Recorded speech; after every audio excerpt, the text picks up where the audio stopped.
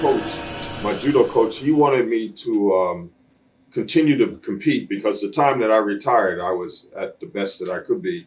But I was 34 years old, and I was actually that time I was 33. I was the oldest in the tournament, but there was so much politics involved. They actually tried to stop me from going to the Olympic Games itself, or even getting to the trials, because I was so hated with the politicians. So once I got in there and I beat everybody and I made the trials, I made the team, I just had a bad taste in my mouth. I said, enough's enough already. I'm just going to move on to something else. So he said, well, what do you want to do? I said, I have no idea. He said, okay, why don't you take off a year? Because you trained all these years very hard. And he said, and then I got something in mind for you. So then he came back with this idea a year later. How about going into pro wrestling? And I just busted out laughing. I said, you kidding? I don't want to do that phony baloney stuff, you know? He says, no, we're going to send you off to Japan. He says, over there they train like they did. Because I was over there before training for judo in 1970. And he says, they pretty much train like that. And then plus you can still go and work out at the dojos there if you want to. So, okay, that's a good idea. I always liked Japan anyway. So I thought and that's how I got involved. What were your initial impressions of Antonio Inoki? Antonio Inoki, the guy I thought was very smart, had a good head on his shoulders. He wasn't the greatest worker in the world, but he knew how to put himself over. He knew how to put butts in the seats. And he was like a lot of the guys, like a guy like Hogan, I felt, who was a good talker, had a lot of charisma, but wasn't a great worker. Is that who you first met? Was Inoki? Is that how you got connected with New Japan? Well, yeah, I actually met Sakaguchi first because he was the vice president of the company. Right. And Mr. Shima, who was the secretary, treasurer of the company, he actually, my coach, who was from Japan, knew somebody in the press there, and he talked to them because he said Inoki and them were looking to recruit different people. They wanted to do differently. They wanted to bring people in from the martial arts because he did that thing with Muhammad Ali. So they said they were looking for somebody, and so they suggested me.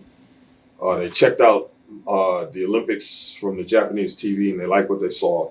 So then they came to New York, and my coach took me down there, and we worked out a deal, and that's how I got involved. Okay, well, for me, the training was easy after training for the Olympics, training for pro wrestling. That was nothing, But a typical day for me, because everybody trained a little different, I used to get up 6 o'clock in the morning, and I'd run for an hour. I'd do jogging, and then I'd do wind sprints and everything.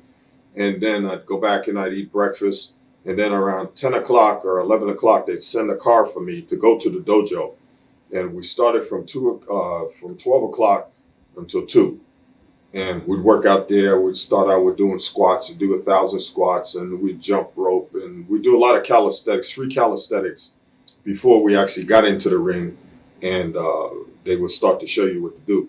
But when I came in, because I was called what they called a shooter who could really do it, they used to have a lot of the young guys in there, and they'd have me show them stuff. And then I'd get in there and I'd stretch a few of them and everything, and then we'd go over the moves and all that. Did anybody ever try to test you in training at all? In training in Japan, no, but I had a few in the ring right. that tried it, and they were sorry they did it. As far as adjusting and learning how to bump and stuff like that, how was that for you? Well, that's the first thing you learn in judo is how to fall properly. If you can't fall, you wind up going to get seriously injured. So it was I just took to it like natural. A fish. Yeah, it just came natural to me. And I always made it a policy because I was what they call a gaijin, as a foreigner. I was the only one there at the time. So I always made it a policy to be the first one in the dojo, the last one to leave. Huh. So they liked me for that because I trained hard. I didn't whine and cry and bitch and complain. Who else was in your class? Anybody else that made it into the business? Okay, well, you had William Riska there. He was the world judo champ, and he was also the Olympic gold medalist in the 72 Olympic Games. He won actually 2 gold medals in the heavyweight and open class.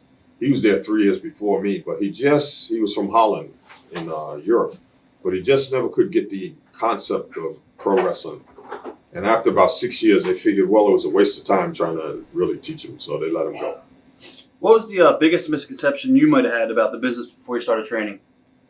Oh, the honesty. I always felt because I was in the martial arts and in Japan, is a disgrace, not only amongst you, but amongst your family, to actually give your word to somebody and then you don't keep it, But then I found, I was in Japan then. I was there for a year to break in, and it was pretty much the same thing. Everybody, your money was there. There was no nonsense, no screwing around.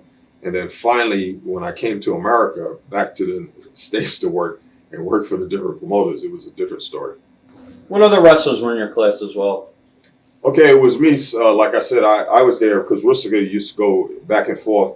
And then the next ones that actually came in was Chris Benoit. Well, I helped to get him over there because they asked me when I went to Canada to wrestle for Stu.